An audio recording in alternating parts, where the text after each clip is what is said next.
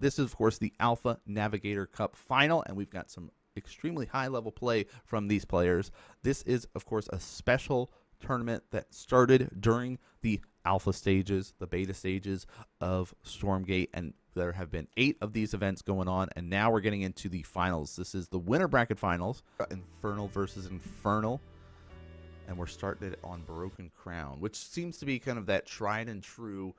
Everybody's comfortable with this. This is the starting map that feels the best for everybody. I would say the players have played it the most over any other map.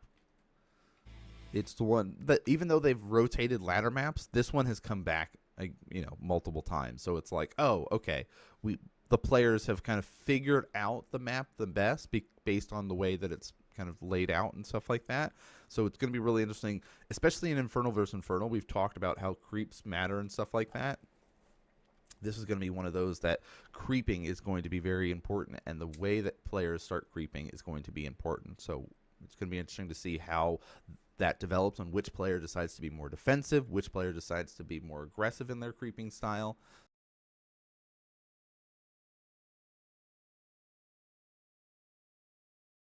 So there's only 4 players left in the event, and we are in the best of 5 mode. So what is nice and exciting is that we do get to see players repeat maps. So if players do well in a strategy, they have the chance to be able to redo that same strategy on the same map.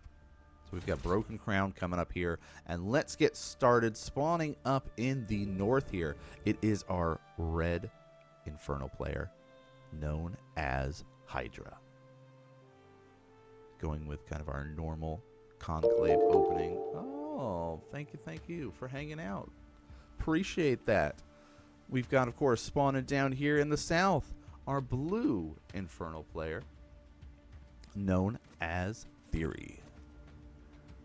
All right, Theory's opening up with the Iron Vault. That means he's going to have his Conclave a little bit more forward in this positioning here, and he's sending out his Imp. So this is a creeping strategy that we're going to see. You can see kind of the rally point that is going to be set. He's going to be opting to come over here. He's more than likely going to be setting himself up with a nice kind of forward position with this. We'll probably see even a tower or something get made with that Imp, depending on what sort of strategy he goes for here. But we'll talk about that shortly here. So Iron Vault, Conclave going to be added in there, and we're going to be seeing the Soul Stone. Okay, yeah, he's really going kind of ham for this. This Soul Stone location here is purely for this resource camp to help be able to creep this out. Now, we see the immediate double fiend action because 2 fiends are able to clean up the gaunt here. And look at this. He immediately jumps on top of it and will snipe that off. Great start there. Super aggressive opening to be able to get a quick and easy pick off there, which the gaunts are the key units in this matchup here, and something that now Highdra has to be worried about, because his plan was to sit here and creep out and take these, turn these into fiends, but now he's got to worry about Theory sending these kind of double fiend action across. This is something that I faced on the ladder the other day and had a really difficult time dealing with, but now we're seeing how high-level players interact and deal with this. And so, yeah, look at this. Boom, Shroudstone coming up, Meat Farm. He's basically blocking this in and protecting this as much as possible. And, yeah, look at this. Immediately cancels it, saying, hey, I'm not actually going to keep this like this. The whole goal is to be able to... Ooh, does he get another one? He does end up getting it. And, oh, the Gaunt comes out, and that's not going to be safe unless he tucks it in there. He does. So here we go. Here's that Shroudstone we were talking about. The center of the map is a really important spot for this because it allows him to be able to creep up. It also kind of gives him that kind of forward position of watching and seeing what's happening. In the meantime, Highdra is able to kind of sneak over there and start creeping out on his own. We're going to see both players really utilizing this creeping strategy, and these 2 fiends have to run away there. But they did get the information. They did keep a couple of the Conclave units at bay there, which is very nice. Kind of delay things. And now we're going to see the creep over here at these watchtowers. Again, all of these on the minimap are visible, so they know when players are taking it. But here we go. We see the push-up. He's going to try to get some snipe in. Will he be able to? Nope. There's too many units here for Theory, and he's going to have to be forced backward here. And we'll be able to grab that vision camp, which is nice. Of course, they can be able to snipe it off. You see it's 400 health. And here's the push. He's going to try to force his way over here. Both players are going to want to have a little skirmish, little engagement, try to kind of zone each other off so they can be able to get to these goats. And here's the little battle over the brutes. You will see both of the players pop them and turn them into fiends. Once they're fiends, they can no longer be infested by the gaunts. But look at that. Looks like Hydra's coming out on top here. He's got to be very careful. For Theory, he's going to end up losing all of his gaunts in this process. And it looks like we will have a reset from both players here, losing all of their gaunts. Oh my gosh, ring around the rosy ends up saving this one. He does. Wow. I did not anticipate that. And in the meantime, that tower in the center was actually taken out. And there goes the brute. Highdra has had enough of this. He says, let's go. Let's move our way forward here. Clean up any of Theory's units on the map. And now he gets to kind of go over here, clean up the vision tower, and really kind of position himself to be that main creeper here. Theory, though, knowing that his opponent is over on the left-hand side with the army, he can now position himself over on the right-hand side, ready to go. You saw that little green leaf that was over there on the map. That plant does provide some healing for units. So as long as you sit there, you attack it, you can be able to heal up your units by walking over top of that there. In the meantime, we are seeing expansions taken. Of course, Highdra was able to sneak his out a little bit earlier, so he does have that up and running, and players are kind of going to start progressing up. The next couple stages of things, once all the creep has been cleaned up, we've got the healing health camp over here, healing up Hydra's units, getting them ready. Of course, if you're not as familiar with the Infernals, there is that white action bar that is above the units. As long as they are on Shroud, which is this kind of creep-like material, they will get extra hit points here. So that is a factor in this series here. And look at this. It's coming over here, double checking, seeing, okay, do you have your third base? Can I sneak over? Did you break, the trees? And there's our next stage. So this is the kind of, all Infernal players have agreed with this. We jump to our next stage, our higher tech stuff, and then we go for a nice little drop play. Now, all these fiends could come up and try to find a little bit of damage. They could also just kind of be on watch mode and see and ready to snipe if an opponent goes for a third base. We are seeing Shroudstone located here, Shroudstone located here. A very defensive location here. It's going to be very hard to find an angle to drop in here. And look at this. Immediately sees the Shroudstone, trying to find the angle to come in here. We're going to see how much he can infest. There, look, there's the Doombringer for his opponent, and we're in this kind of little dance pickup mode. So now how well are they going to be able to sit here and juggle and hit each other? This is kind of that nice multitasking skills. Really high level players are going to be able to continue their macro and develop their economy, continue to build up while they're dancing and trying to hit each other. So this is really important though for Theory. By doing this, he's forcing his opponent to stay in the base, not really able to defend. At one point though, we will see Highdra say, I've had enough, I'm moving across the map. And oh, he actually is trying here. So here's the little like dance that players are trying to do, right? They're trying to find the angles to attack. There is a Shroud Stone here. There is no Shroudstone in the main base, though. So that kind of leaves this a little bit vulnerable as Highdra comes in. But in the meantime, we are going to be seeing that drop come over here, trying to find the angles. These meat farms are a little bit vulnerable because of these hogs that are here. They do have that ability to immediately get turned and invested here. But here we go. We got the push up here. We do see a lot of Gaunts going to be trying their best to kind of weaken his opponent. But the Fiends help wrap around. They have pretty high DPS when we think about actually getting around them. They're very fast, right? They deal 8 damage, right? Our brutes attack very slowly, deal 30 damage there, but they are slow. They're more of tanky units. Shroud Stones are going to start getting added in here. Neither player really able to do too much significant damage, but this Doombringer dance is going to be what we see, especially on this map.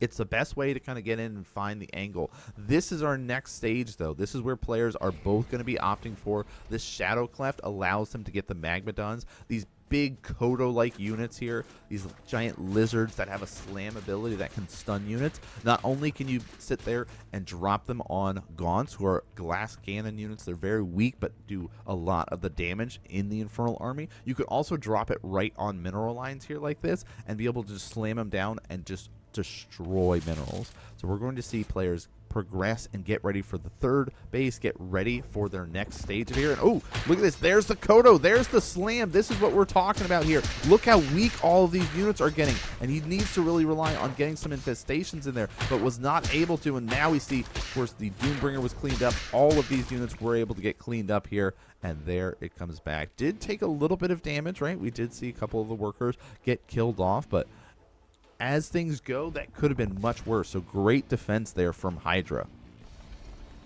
More and more production facilities getting added on here as he's kind of getting ready for that kind of third base transition. He's going to wait and really kind of pump up his economy here. You can see, yeah, really powering it up. Even going to be jumping into a fourth base saying, okay, you invested quite a lot in that last drop. I now know that it's safe for me to be able to kind of be a little bit more greedy. I'm going to be very defensive. Something that we saw from Highdra on the first day as well is a very defensive player kind of setting himself up. You can see the cool animation of the upgrade, that stun animation for our Kodos, because originally when they come out, they do have a slam ability, but they are looking for this tremors that we're looking for here. And there we go. See, trying to get some angles in here, not really finding too much done here.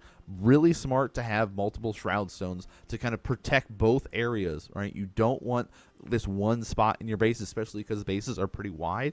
You don't want to sit there and go, well, I'm not going to invest the little bit of resources I have into this. It's better to do this and protect yourself in case the drops come. And if you know you're playing against an Infernal, you know drops are coming.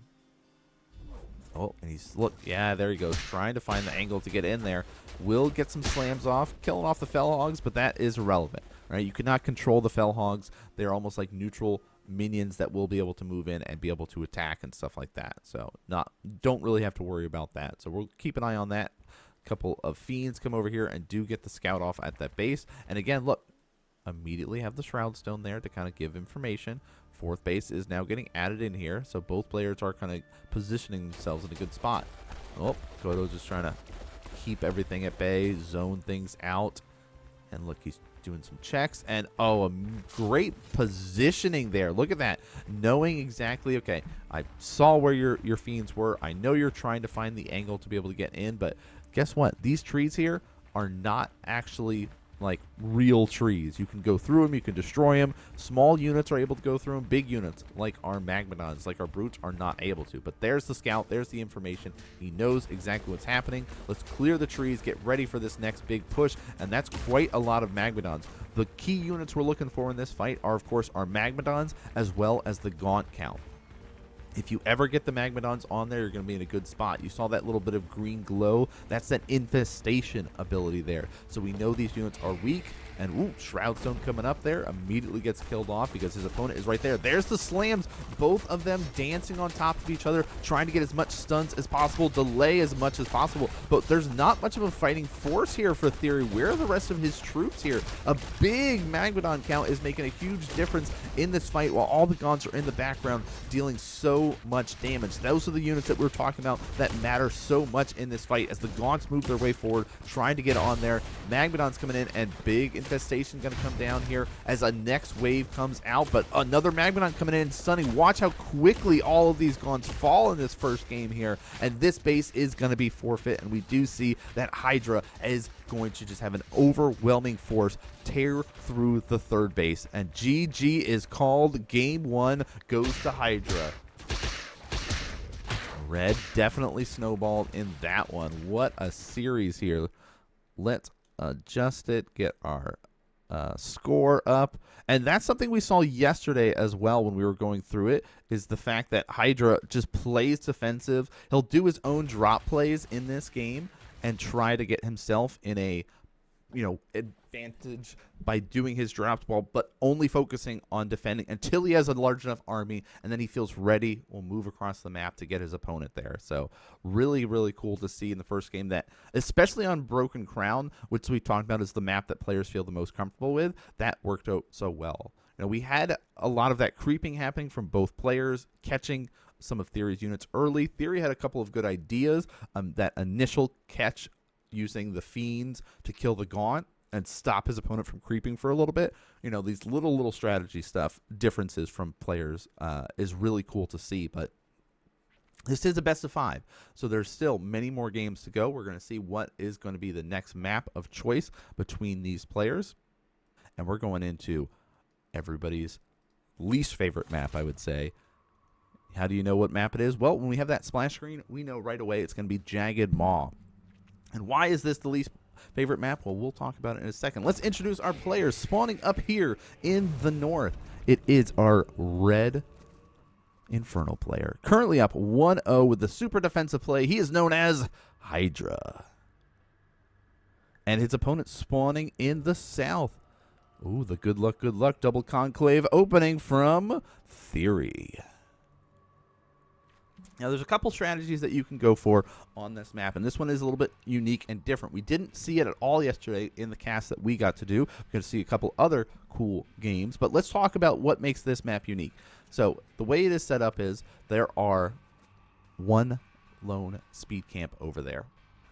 There's one lone vision camp, but those camps are important, and we'll see some players go for these aggressive, you'll see kind of setups, right? But these are the camps that matter the most. And look at this. We're going to see a tower get made here. We're going to see a tower get made here. The goal here is to rush and get these siege camps. If you kill off all of the creep here and all of the creep here, you get to get a free neutral siege camp. You do not get to control it. It's a catapult that is whole job is to move across the map and attack your opponent's structures and units. These rocks here in the center that we see are like the trees on Broken Crown. They are destructible. You can use your imps to attack them, to break them. If you have a Magmadon, you can smash through them. So this pathway will clear it and allow the catapult to be able to go forward here. And now we see this nice little dance between the players as they start creeping. This little micro back and forth here, and this double conclave opening is making it a little bit easier here, having double gaunts to be able to start coming out here. On the other side, we went for kind of the Iron Vault and conclave opening for Highdra, so he's going to be opting to have a Brute help him out in this case. So a little bit more DPS, a little bit more Fiend action going to be used here to kind of help out. So we're going to see how these players progress through here. Will they start destroying these rocks? Are they just going to go for that kind of long route around? Going to be interesting as we progress here, as it is going to be very close before Theory has control of his own camp. The other side here, we've got additional brutes getting added in here, and now he feels comfortable enough to start pushing his way forward. Remember, these camps are pretty strong. Level 4 is a lot. That is how your opponent knows, though. Once this little red marker on the minimap is gone, you can see it right here. It's giving that indication, okay, it's siege mode time. There is a catapult moving across the map now for both players. This, though, is important because he can start getting here and getting this. The problem is he had his imp. He broke through this, and he's going across now. This means that the catapult's going to turn around because it's going for the fastest path possible here, which means that the catapult is now vulnerable. And there goes the imps. Oh my gosh, Fiends have just jumped on it and immediately are going to get the destroy. He does get it sniped off here. So now that means, oh, look at that. Look how much damage this catapult does. And this base is in a lot of trouble. That Shroud Stone is not long for this world. Now, all these brutes, again, are going to be super tanky here. He can immediately start popping them and turn them into Fiends. This is going to be a very hard position for Theory to be able to hold here. And there's the catapult taking apart all those units. And GG is called the catapult play. Oh, and that's a reason why players are not happy with this map. And we see Highdra taking a nice 2-0 lead here in this series. What a game. What a game that one was. Very fast paced and what you'd expect to see on that map. Jagged Maw is crazy. I like the idea that the developers are trying these new things with these because it definitely developed new strategies, right? You saw the catapults, and that was the focus of all the players. We're all going in, and we're all trying to take this camp as much as possible and as quickly as possible because I want to go super aggro and end the game. If players are able to defend it, right? You saw Theory was like, all right, I'll take the longer path around, and it will work out a little bit better. I'll go clean up the stuff in the over by the watchtower, over by the speed camp, and kind of have a stronger army to push. But his opponent was like, nah, I'm just going to be going through, and I'm going to be taking everything. I'm taking all of it now, and we're going right across the map through the center, break all those rocks, and get over there and start the aggro play. And we've got back on Broken Crown, spawning up in the north.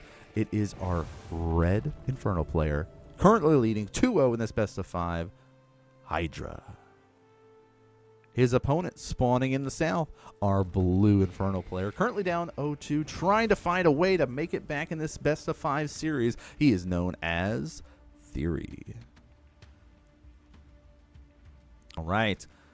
What is the adjustments to the play here? Iron Vault, Conclave, Iron Vault Conclave. We see the Imp moving his way across. Going to immediately start taking out those trees. He's set up, ready to go. Yeah, that was a very fast game. And that's the thing about that last map. It's supposed to be fast-paced. It's supposed to be aggro from both players. Even if it was a Vanguard on the map, right, we would see a very similar strategy from these players. So we've seen that Theory enjoys his tower in the center of the map. These resource camps do provide a little bit of extra resources at the beginning, something that will make it easier for the players to kind of progress. That's why this Shroud Stone here not only helps provide some protection against this path and players running a bunch of like fiends into the base, but also allows you to be able to help creep this resource camp very easily here. There are watchtowers we've talked about, these little vision camps. There are, of course, our little speed camps. So on the minimap, you'll see like all the triangles that you see on the minimap indicate where there are resource camps. So there's one outside of everyone's base. That one just got taken. There are two in the center. We have two speed camps on opposite sides. There is a little bit of micro action you can do. If you just had your gaunt and you're going, this rock is our key indicator. There's little markers that you'll start to notice as you play that go, oh, if I start kiting back to this location, all of these will start retreating and I can get a couple extra hits in there and really start doing this little dance. Same thing here. You see this little slow that's happening? There are a couple of these neutral units, these plants that you can hit that activate a slow ability that will slow down the units to make your creeping a little bit easier. And so now we see Highdra actually getting out on the map here, utilizing his brutes. There's that green plant that we talked about, provides some healing. You attacked it with a weakened unit, that's now yours. Look at this, gone. This Shroud Stone, though, is vulnerable if he decides to go for it. Look how weak it is right now, only 100 health left. But there's nothing here to defend. We're seeing the push out. Will he be able to get the snipe off of the base? He's going for the attack. Remember, the Gaunts are the key units in the fight when it's Infernal versus Infernal, so keep an eye on how many there are. Can the Fiends jump on them or not? There's more Brutes out here that are going to make this easier for an opponent, but Theory has Defender's advantage. His troops are automatically popping out here, ready to be able to defend. And there's the little push out. We'll see Fiends coming in, trying to body block. Immediately, we're going to start seeing the Brutes pop, explode into Fiends in themselves, because as soon as they die, they pop out as two different Fiends. And there, he's jumping on it, trying to do the target. Single targeting down, will be able to actually try to get the trades. He does end up, but loses some of his own troops. This is looking a little bit tough. There we do see an additional wave of troops, but look at so many Fiends are out here. Again, you cannot infest Fiends, but you can only infest bigger units. Can he get the last one here? And there's the last Gaunt down. Shroud Stone does pop out, and the defense is secured here. He will be able to secure it, but how many more losses will he take? Tries to position himself in a good spot in between it. Look at these little minor gap things. If you're looking about trying to set yourself up, that's a very smart way to position yourself where you can help protect your troops. But it looks like Highdra wasn't quite done yet. He wanted to add a little bit more pressure on there, but in the meantime, he's got his own base up. This is not an all-in by any means. This now allows him to kind of set himself up and go for the push here. Got to be careful. Oh, look at that great reaction there for Theory. Prioritizing one of those weakened Gaunts and immediately retargeting that and to be able to kill it off. So now we're in this position of we will see the setup, build up our economy. We're going to try to get up into our greater shrine soon enough, start getting into those Doombringer drops between these players. That's kind of our next stage in the Infernal versus Infernal matchup here. This will be set up as, okay, let's continue creeping. One of the nice things about that is you'll see at one point in the Infernal matchup is both players care a lot about creeping. Vanguard players don't have to care as much about creeping because they don't get those additional troops using their Gaunt's infest ability to do that. So that is something that's unique specifically to the Infernal matchup and the Infernal Mirror matchup, because now Theory is stuck in his base. He's on defense mode. He said, okay, I'll work on my economy. I'll build up my Gaunt count. I'll be setting up here, getting ready to get into our greater shrine. You can see it starting to upgrade here. And then as soon as it's done, he'll be able to produce his Doombringer out of his conclave. So he's going for the kind of heavy Gaunt style of play. The way dropships work is they, have different sizes for units, so it is going to be interesting as both players are going to be loading up here. So you can see he can boom, full of Gaunts. It's a full Gaunt load here. Now this one you can see has a couple of Brutes in it. Based on, it's hard to really tell, but the little tick marks on underneath of that white bar there If they are bigger, it's kind of indicating, oh, there's also a brute inside of here, right? If it fills up all the way, you have like magmadons and stuff. So Shroud Stones are a little bit late getting out here, so we'll see some brutes getting added into the mix to try to be defensive. But yeah, see, one brute added into the mix. This is kind of the way that I like to do the drop style, of having a little bit of a tanky guy there to kind of help you out here. And here's the dangers of having the meat farms sitting there inside the base. But at the same time, we are going to see this little push up here. What does he have to help him out? Shroud Stone immediately coming down, helping out to start targeting down some units, but there's not really anything else. So now he's like, okay, what else can I do here? They're both in this kind of dance of where can they get damage. Stopping mining is part of that damage, though, that these players need to worry about here. And again, it's focusing on the Gaunts. Can we target them down? Those are the main damage dealers of the army here. So it looks like so far Theory coming out ahead in this little race and dance of Doombringers. No game-ending wins. Now, if you're learning and you're new to the game, this could easily help you win some games. Players might not have the fast reaction. They might not pull away their workers as quickly. So that is one thing that you could be able to do. Now, as you start to progress and you are in the Infernal matchup, you'll understand how important these Shroud Stones by your minerals are. All right. We'll also probably see additional ones get added in here to help protect as much as possible. But Doombringer dances are not done yet. So we'll see him come over here, try to find an angle, sees all these troops, and there, look at these fiends immediately start jumping on troops to try to find something, find an angle, and look at that. It's going to be a dance to try to target down and deal with the Doombringer. Doombringers, just like any other Infernal unit, as long as they're on the Shroud, will have that additional health bar above their actual health bar. So right now, we're going to see 0 additional health. Only 166, but you look, he's going to zip around. We're going to see both players kind of miss each other in this. Only one Gaunt in here, but the brutes are pretty nice.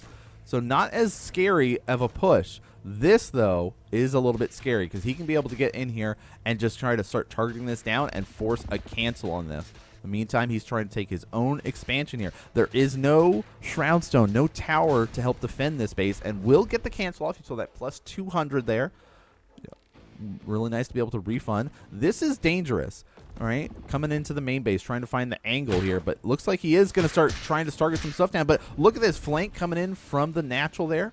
But this is the kind of, hey, pay attention over here while I kill off your Iron Vault. So that means it's going to be less brutes coming down. So immediately we'll see a response to throw a new one down. So it's now no more brutes. We're waiting for the additionals to come down. The next tech up is happening. Both players are going to be adding in this Shadow Clef. Of course, we see the Theory is going to be going for double drop play here. A second Doombringer, something that I also like to be able to utilize if you can keep up with this sort of style where you can be able to go, okay, I'll get in here. Oh, that's his first one. He did the recall. Okay, I was like, I thought this was his Doombringer over here, but it's still just fiends. It's hard to invest into the double because it's a lot of secondary resource investment when you were trying to get into these Magmadons. So now we're going to see the Magmadons loaded in here. One single Magmadon and a bunch of Gaunts while he takes his third base. Doombringer drop still going on over here. Additional meat farms, Shroud Stones coming out. And we'll see there the fiends get cleaned up. And, oh, the little bit of, if the Magmadon had landed the right way, it's not loading in the right way. Look, he keeps getting stuck behind there. Oh, if he had landed the right way where the Magmadon was in front and the Gaunts were in back, that would have been so powerful. But that's the scary part. That's kind of that information there that goes, oh, you now need to be worried about this. And there's the double Magmadon. If you have 2 Magmadons and you drop them down in a mineral line and start slamming, you will kill off all of the workers. And we will be seeing that very shortly here of how quickly of a reaction. Oh, the Magmadon. Okay, it's like it just popped out, so he's not going for the play here. If he lands here, he will be able to get some economic damage, but there's a lot of Shroud Stones. Look at these Magmadons here ready. Oh, he's going right for the Gaunts. That's huge. Look at this. Immediately melt a bunch of the army there. And there we go to see some slams trying to delay it, but that is huge. In the meantime, we do see some drops coming over here. Will he get his Magmadon out of there? No, he will not. It actually does get cleaned up over here. So good defenses from Highdra, something we've talked about in the previous games. Very defensive player. Just says, okay, I don't really have to move out too much. I'll do my own drop plays here. Really trying to mess with you and see what I can get done.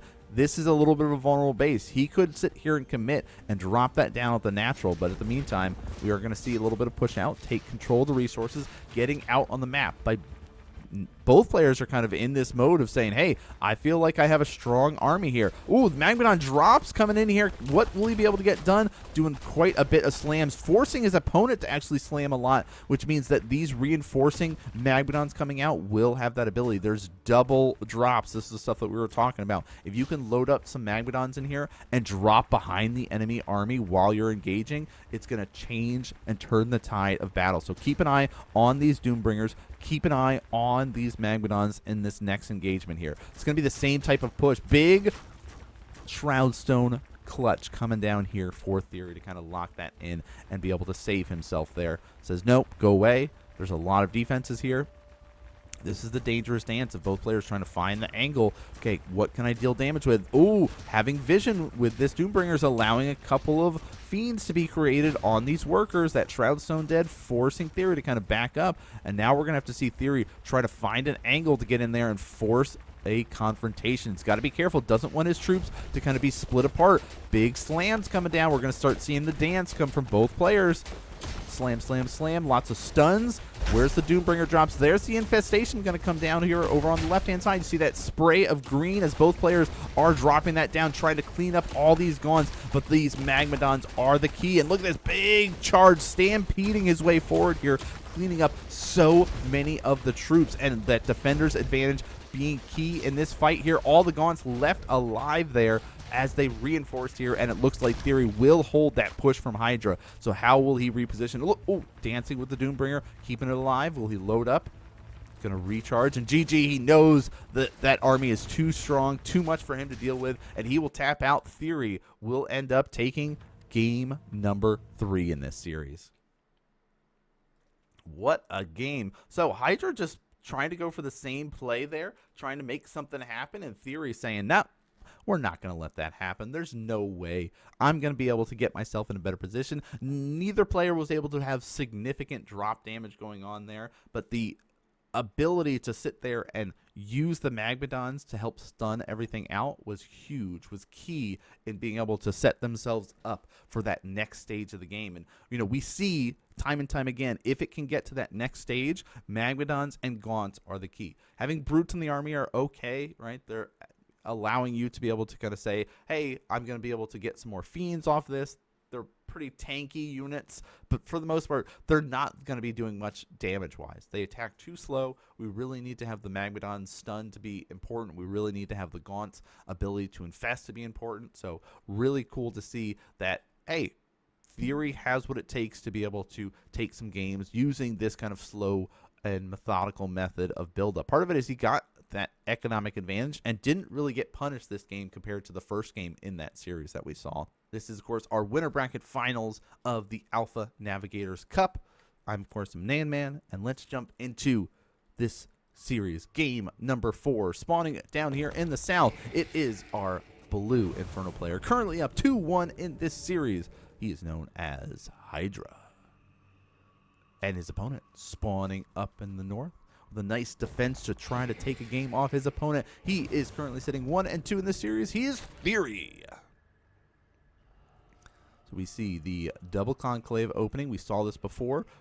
All right, Iron Vault and Conclave opening here for Highdra, and you already see where are we going. We're caring about the only thing on this map that matters, the siege camps. So why is this so important? We keep talking about it, is you do get that neutral creep, that neutral catapult for players to be able to go through and be able to start slamming down your opponents. There's the Imp.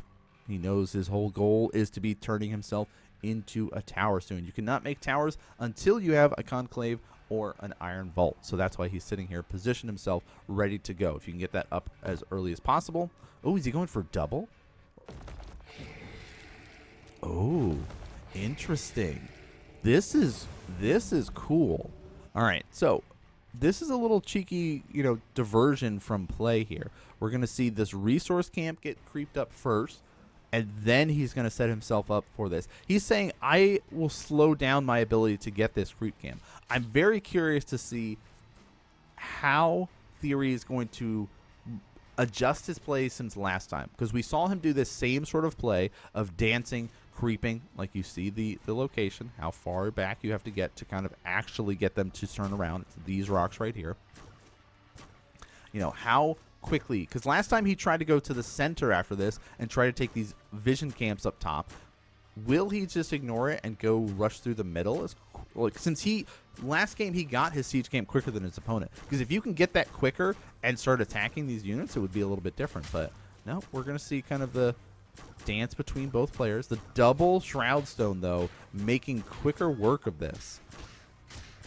There we go. More Gaunts added in here. I don't see another Fiend in. Oh, interesting. He's waiting. He's delaying it. He's going to take his expansion, get double Shroud Stone up. So, again, you see it on the map, that big red marker. That's showing you that he has not taken it yet. There's the Imp tearing through. Oh, he's trying to get an army. Because if he can wait, he knows his opponent is going to go for the same play. He knows he's going to go through the center here. Look at this. He scouts it. He sees it. So the Fiends just need to jump on that siege camp, and he can be able to go for it. As soon as you clear a path, the catapult will start making the move. There he goes, grabs it, and he's going to come in and try to sneak in from behind here. Ooh, catapult versus catapult. So you, in a nice defensive position, able to start slamming it down here. And look at this. The catapult is prioritizing the Shroud Stone. Problem is, these Fiends will be able to jump on that catapult and clean it up. But nice little indication dancing here. This is a delay tactic. This is all this was. If he can be able to run back over here where the double Shroud Stone is, he'll be in a better position. He's got to be careful, though. The Fiends are going to be scary. Their whole goal is to jump on the Gaunts. Look at this, spreading them out as much as possible. If this catapult starts landing, and oh, easy cleanup. Great spot. And now Theory is so far ahead. Look at this. That was the all-in game-ending position here for Highdra. He thought that was it. Theory adapting his game plan, adjusting his style of play, was able to secure his natural. His economy is going to be skyrocketing here. Fiend's going to come around trying to get information, trying to see, okay, do you have your natural? What do you have? What are you doing over here? And when he sees this, he's going to have a field day. He's going to know, I am so far ahead right now. And look at this. Gets in here, gets the confirmation, knows, oh, okay, cool.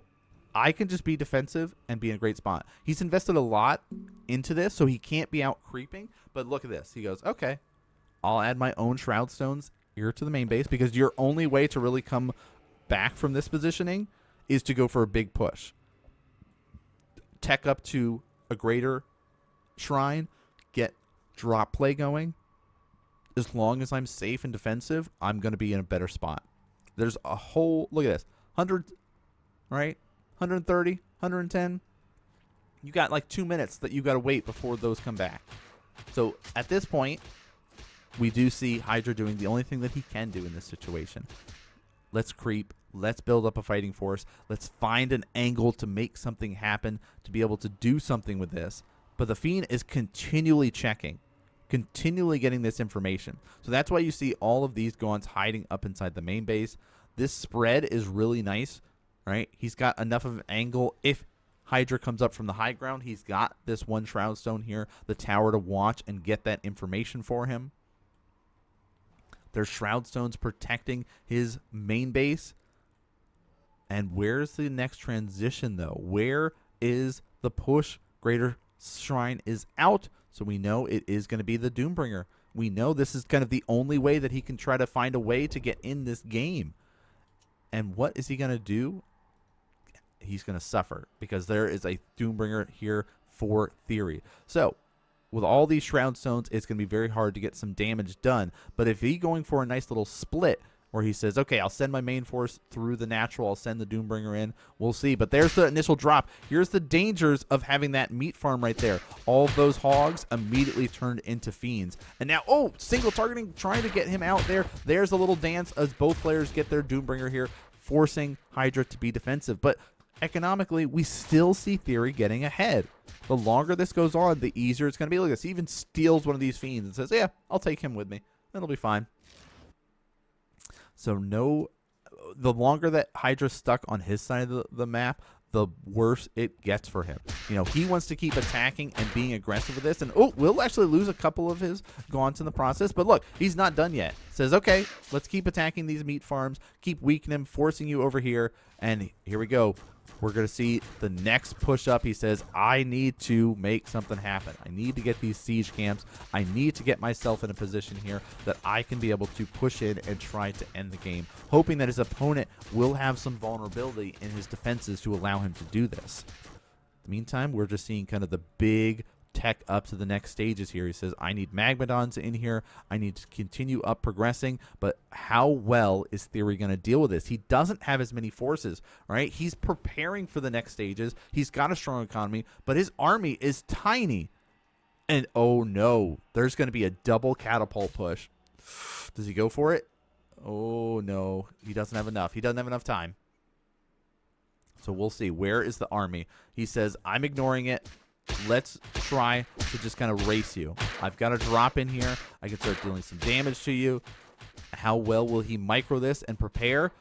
He's just kind of putting them on just sort of attack mode here. But the main fight is over here. We will start seeing some of these pushes coming in. The catapult does get cleaned up. The Magmadon going to be getting its way forward here. There's a big infestation going to weaken a lot of these units, making them vulnerable to start turning into fiends. Can he push and take advantage of this? He is going to be moving his way forward here. The Shroud Stone still dealing significant damage. And now Highdra is forced backwards here. He could try to regroup up and go for that next push here, knowing that there is still only a few troops left here, but he's got to be careful because again, more Magmadons can start getting added into the mix here.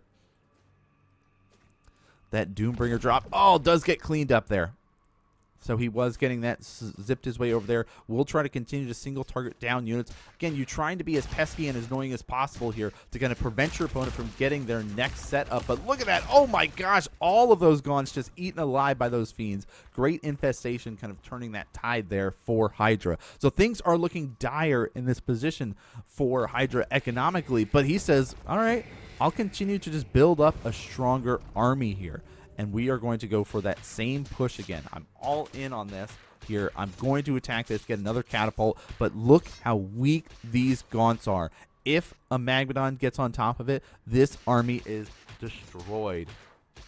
We're going to see clean up, catapult. Let's go again. He's forced into this. He has no other options at this point in time. He says, I have to just continue with this. I have to continue to put the pressure on my opponent here and hope that I can find some sort of angle, using the brutes to tank, allowing the catapult to get its way forward here. But there, 2 Magmadons are out. Shroudstone goes down. We're okay with that. It's just a delay tactic at this point, so we can get more gaunts out, we can get more Magmadons out, and we can see kind of this huge spread here. And look, the Magmadons are kind of creeping their way forward there. There's the slam coming down. Goodbye, gaunts. And look at this, dancing his way around here. There goes the catapult, and now his army is split, and GG is called.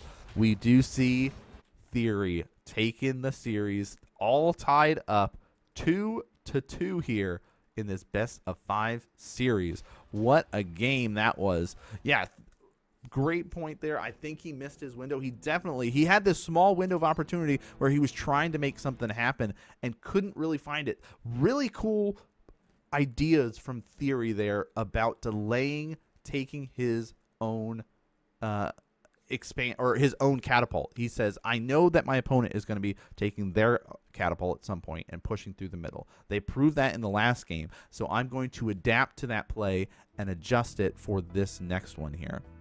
Broken Crown as our next match.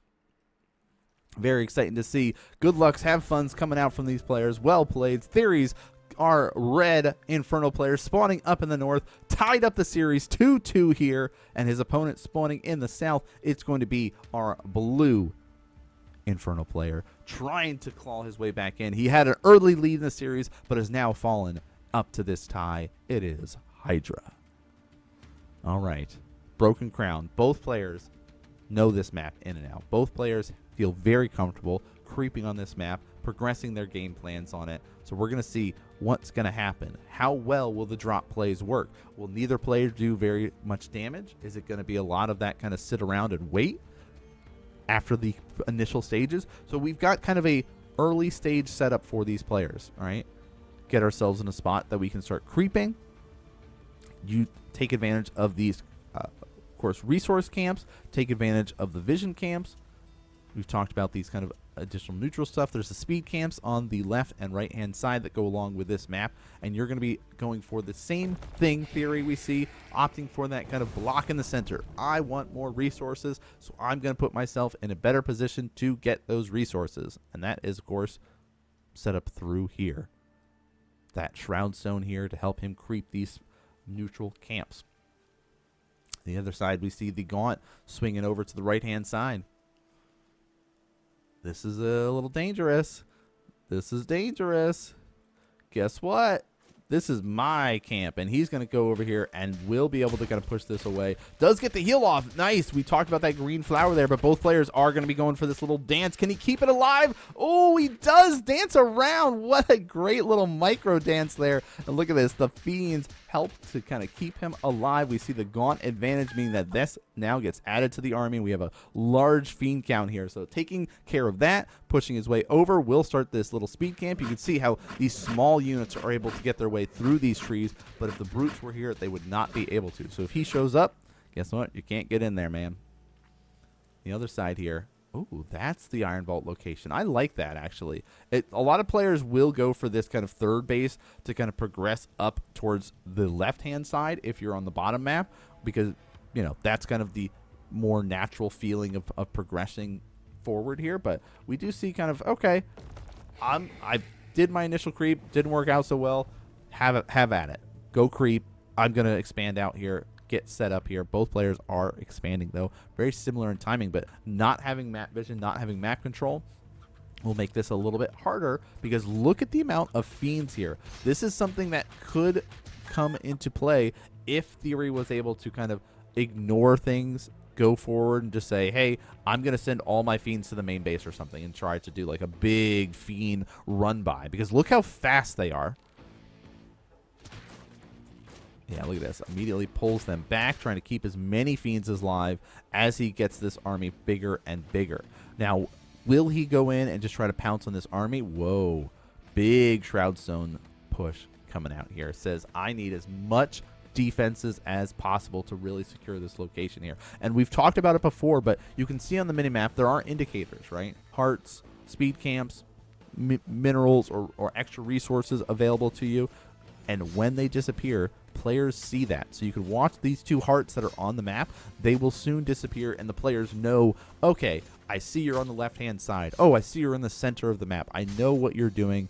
I know how things are going. Boom, boom, both hearts disappear, and both players kind of are aware of that. But these health camps are important for the players to kind of heal up and get a very strong, healthy army here, especially when you've been creeping a lot. Your units are going to be a little bit weaker here.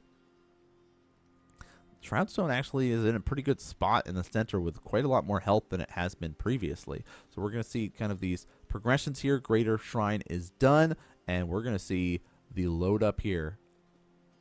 Doombringers coming out. How are we doing on our Greater Shrine? Almost done. So Highdra slightly behind on things here. He's had to invest a lot more in these Shroud Zones, and he's going very, very defensive. Oh, man. He's loading everything up here. No broken trees. So this is kind of like ready to pounce and watch, right? That's the whole goal of this. Now here's the Doombringer coming through, finding a perfect angle to zip by without being seen. You don't want to be seen by the vision. You see kind of that blue line indicating how far of the vision goes. But guess what? By pushing your way forward here, will he be able to look at this? All the Doombringers. He's going to pounce on here, delay the mining, does kill off one, cleans everything up. But here's the push coming into the center here. There is going to be the main base a little bit vulnerable. There's a couple of troops here, though. One Shroud Zone's already up. The second one is just about to finish. Does not end up being able to get too much done. All the Fiends running back home. Neither player really able to get too much economic damage done. We did see Theory get a little bit more damage done, though, in the process. Oh, found an angle with a couple of Gaunts, though. And look at these. Oh, Gaunt, you got stuck. Your body blocking the brute. Oh, man, there. The emergency Shroud Zone comes in. Here comes the Fiends sneaking in from behind, saying, all right, go on. Drop down. He's got his own Doombringer, brought it home.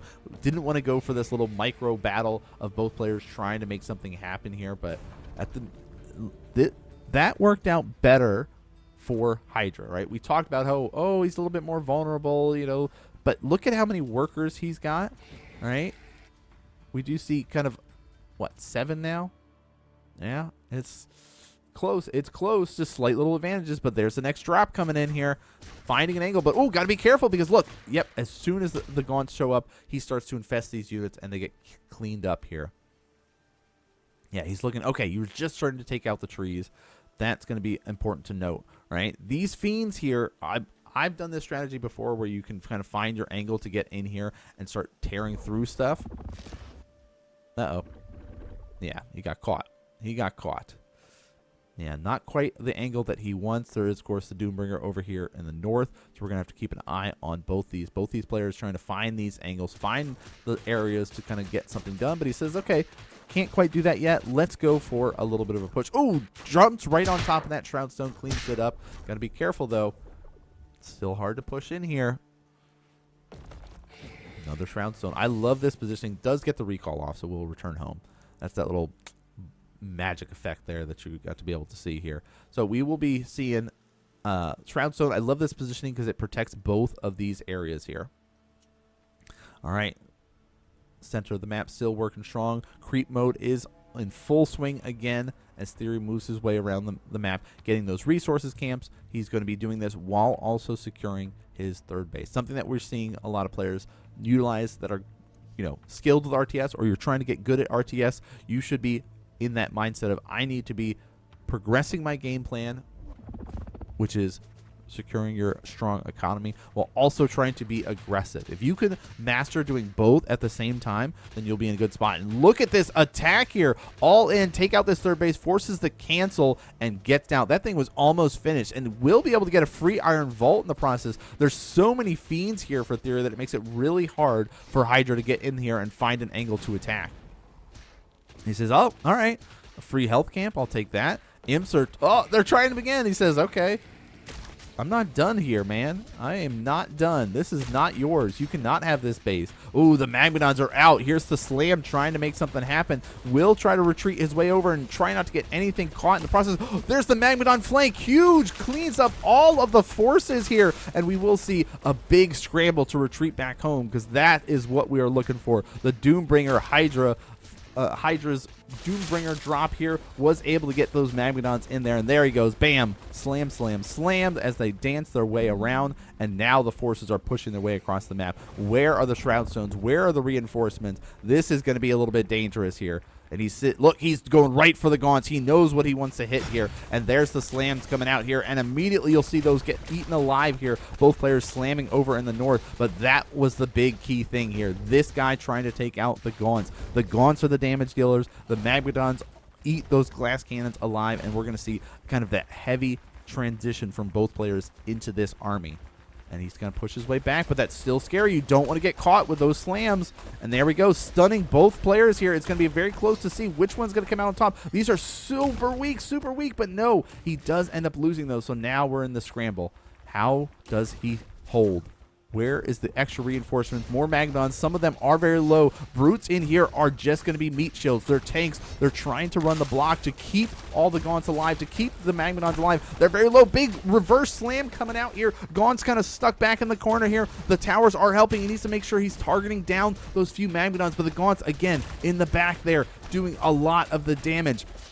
Great positioning here, though, with the buildings, allowing the Gaunts to kind of hide in the corners. These guys are single targeting down. They are going to start cleaning up the back line here. This Doombringer is going to be able to help allow him to juggle. There's another Shroud Stone coming up here, and it's so close, but it looks like it's just enough for Theory to hold on and secure his third base. And all of that, he kept his workers mining, he kept his advantage going, and he holds on. Defender's advantage coming in key there. And great control from both players in this. You got to see this great back and forth, and the Magmadon slamming in, great positioning of Highdra to get on top of the Gaunts, but just kind of losing out on that defender's advantage, having that kind of readily access to more and more troops, where all of Hydra's are stuck back over here, reinforcing over here, not allowing him to kind of continue that push that he really wanted to do to try to end the game there.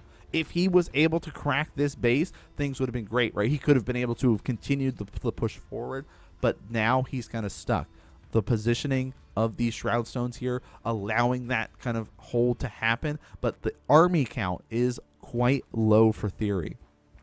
He's now like has this window of trying to kind of advance forward, right? Trying to get ready for this next stage. So many Shroud Stones are here. This is going to be the key to keeping him alive here. At the meantime, we see this. Look at this. Hey, pay attention over here. Look at me. Don't go over to my side of the map. That's crazy. You shouldn't be doing that. You should be paying attention to my Doombringer. And he's going to sit here and zip around and be annoying, but we've got, of course, so many Gaunts. If any Magmadons land on top of this army here, it's going to be huge. And look at this. Oh, slamming his way forward. This is what we're talking about. Look, he gets back on the Gaunts. He's going to sacrifice that Magmadon, but it is worth it in the end for just how vulnerable and weak these Gaunts are becoming. He's got to be careful, though, because now he's spread himself pretty thin. This base, though, is very vulnerable. Look at all of these are going to start retreating backwards. Where's the rest of the army? Swinging its way around. He's trying to take a fourth base behind all this. There's the Magmadons going to drop their way in here, catch these troops as they're rotating, and look at a lot of the Gaunt's going to go down here. And this huge Gaunt army coming out from Highdra is very scary. There are only 2 Magmadons, though. A lot more Magmadons for Theory, making this going to be a very tough fight to go. Big indicator here showing that there is going to be an infestation going down here, making all of these units vulnerable and weak, but he's going to charge his way forward. Where's the slams? They're going. He's trying to run the block. It's going to be this wall of Magmadons. Who can get their way forward first? Who can get to that back line of Gaunts? And it looks like Theory has enough to kind of push his way through the additional Magmadons that he had, making it easier. Look how weak and red all of these Magmadons are. And there we go. We're going to start seeing the cooldowns come down as they start slamming their way forward here. And the remaining Gaunts are cleaned up. GG, well played, and good luck is called as Highdra taps out and Theory takes the series 3-2, advancing to the grand finals here. What a series. What a game. That was a masterclass Infernal versus Infernal matchup from both these players. Such high-level play. Such an exciting thing. You know, that push that Highdra had at the third base would have killed lesser players easily. Coming in there at that perfect timing. He lost his third base. He knew that he got forced into this all-in situation, and we just it kind of turned into a similar position to the Jagged Maul, where it's like, well, I lost my base. I could not take it. You kept denying it again and again, and now I just need to build a huge army and try to get in there. The danger is by having a weaker economy, he couldn't build up as many Magmadons as he would have liked. So he's in this kind of tough positioning.